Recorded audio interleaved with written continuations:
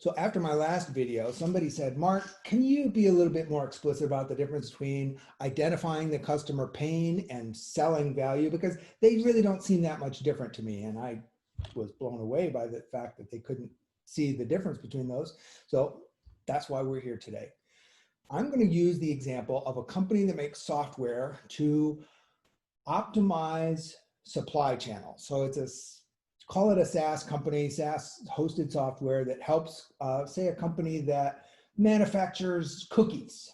And they manufacture, it goes into their warehouse, then into a distributor warehouse, then into a retailer's warehouse, and then into the stores, and then on to the customer.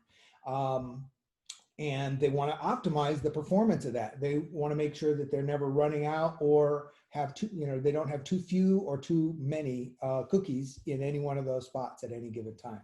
So now you're that cookie manufacturer, and there's an executive that has heard about your class of software and tells somebody, hey, I've heard about this class of software, go do some exploration on it, see if it makes sense, because I think we may be able to wring a little bit more money savings out of it. So they actually have a vision of the financial impact they want. Save some money on optimizing, but that's still kind of a fuzzy picture. So that person they've delegated goes and self-informs and develops a vision for their future, and creates their own idea of what they think they can expect. Then they engage with some salespeople. And now those salespeople ask that customer to identify their pain. And so they say, well, my pain is that I don't have enough visibility into my supply chain.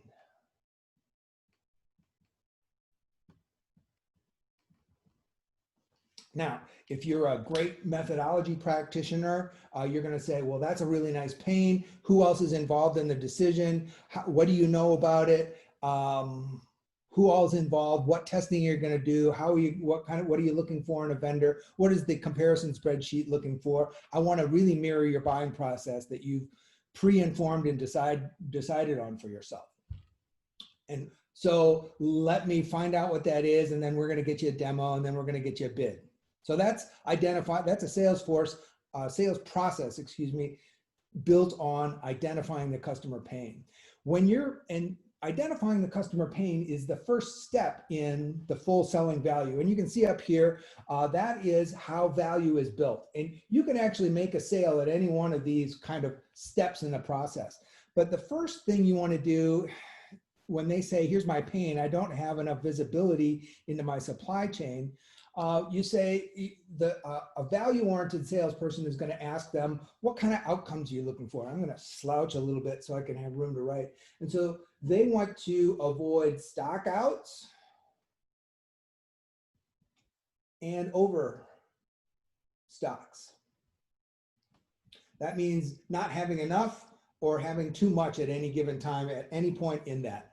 Well, now a great salesperson is going to extend and expand those outcomes. So tell me what happens when you have a stock out. Well, if there's a stock out, then we have to have some sort of a fire drill to fix it. And those deliveries of goods are much more expensive, much more interruptive. Sometimes they're, and now I'm going to extend, and what additional outcomes? Now I've got a purchasing agent making threats. Maybe they're idle threats, but maybe they say, if you don't get it to me in the next 24 hours, for the next 6 months, you're going to get crappy shelf space instead of your shelf space. So, I mean, you have purchasing threats, right? And a threat of being banished from the store or getting worse shelf space, that's a big deal. And the cost of all of those extra fire drill, extra deliveries, interrupting the existing schedule, overtime, and so forth, right? So stockouts are expensive when they happen. What about overstocks? Well, when those happen, now we have spoilage and stuff goes bad. Well, tell me, what are the costs of spoilage? So we're going to explore, extend, and demand those. So instead of, we're going to talk deeper about what happens in that stock out to the fire drill, and then what additional things happen as a consequence of that stock out. So there's a whole family of bad outcomes that happen. So you're starting with the pain, talking about the outcomes, and now expanding and taking those outcomes into more and more detail. So do you have returns, which cost something, or do you have an allowance, but now you have to make sure that the stuff really got thrown away, and what happens there, and how do you account for it? And so what happens if you offer a promotion on your cookie through the retailer? How do you figure that all out? And so now, right, so you know, inventory control, promotion control. So now, instead of just the demo that you promised to give, you're talking about their outcomes. And so we're extending and expanding those outcomes, some of which are personal. Imagine this person who is delegated to explore this thing saying, now what happens if you get all this? How good is that? But what happens if you buy this software from one of these vendors and it fails? How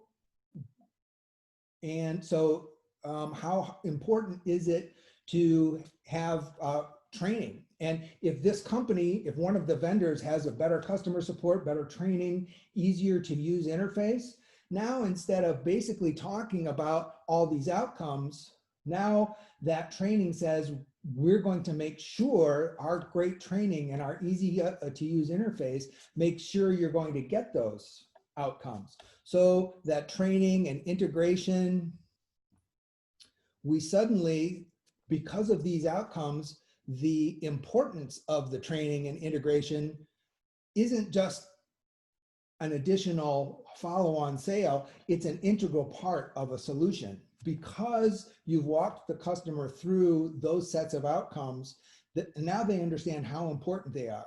And here's the ultimate goal in selling value. When you talk about that fire drill, you ask them, how many dollars do you spend in fire drill? What happens if that purchasing person relegates you to worse shelf space? What happens? What's the revenue impact of that? How much do you spend in spoilage, whether it's returns or an allowance? You know, how does that work for you, and how much do you spend, and how much do you think that you could save? And now we have all of this cost, which is a total cost. And so how important is it for you to make sure you get that kind of an outcome? And so let's make sure, let's buy insurance to make sure that you're going to get that outcome. Let's make sure that you partner with somebody who's going to really make sure that you get that outcome.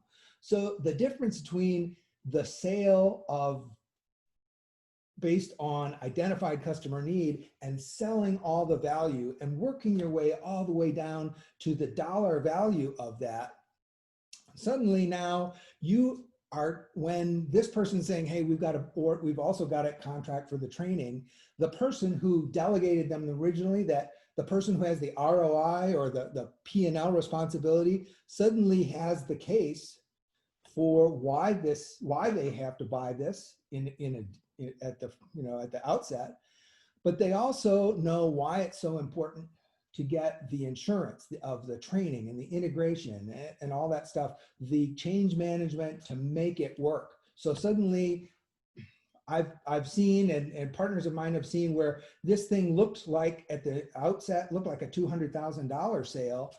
But after we talked through this, we decided we're going to integrate it both with our distributor and some of the retailers, and we're going to have all the hooks in there. This became a $2 million sale. So, and with less price pressure and with less margin pressure. So higher revenue dollars at a higher margin because you build value. That's the difference. And that's what I help my clients with, is to help them understand what all those questions should be, what differentiation you have, and how it's important to weave that into your value discovery plan. I hope this helped. Call me if you have any questions. Have a great day.